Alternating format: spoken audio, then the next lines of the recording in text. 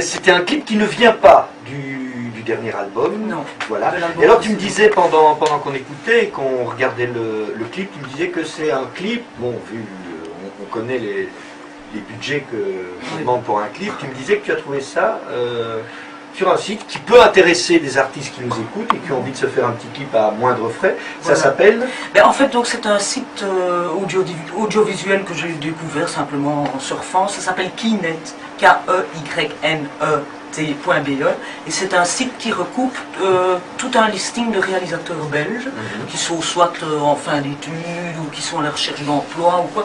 Mais ce qui est intéressant, c'est que ce sont vraiment des gens motivés, qui ont envie de faire leurs preuves. Et donc, bon, moi, le résultat est très chouette. J'ai déjà fait plusieurs clips de cette manière-là, et pour moindre frais, quoi. Et comme c'est important d'avoir un clip tout à fait, de nos jours, un petit support, à l'époque des médias, n'est-ce pas? Des médias. Voilà. Bon, ben tu ne vas pas t'en sortir comme ça, comme on dit. J'ai quand même ma petite question philosophique. Je me suis dit, comment est-ce que tu as réussi à allier, puisque tu nous dis sur ton site, et d'autres gens reprennent ces propos, que ton projet de chanson, de musique, c'est plus que ça, c'est aussi pour toi une philosophie de vie. Alors comment est-ce que tu arrives à faire la synthèse entre Socrate, Platon et la musique reggae?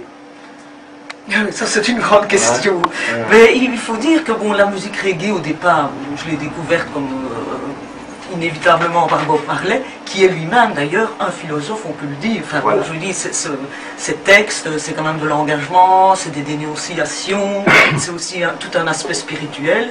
Et donc quelque part, oui, quand je dis que le reggae c'est une philosophie de vie, mais oui, j'essaye en tout cas d'être en concordance avec ça et de vivre entre guillemets par le lâcher prise, d'essayer comment on dit, d'adopter une vertu d'esprit, d'essayer de suivre le droit chemin, si on peut le dire. Il faut parfois sortir un peu du chemin aussi de temps en temps. Hein. D'ailleurs, il y a Gainsbourg qui me dit qu'il aime beaucoup ce genre de musique. Ah oui, voilà. mais il en a fait lui-même. Oui, il en a fait lui-même, d'ailleurs, il a été faire un tour là-bas.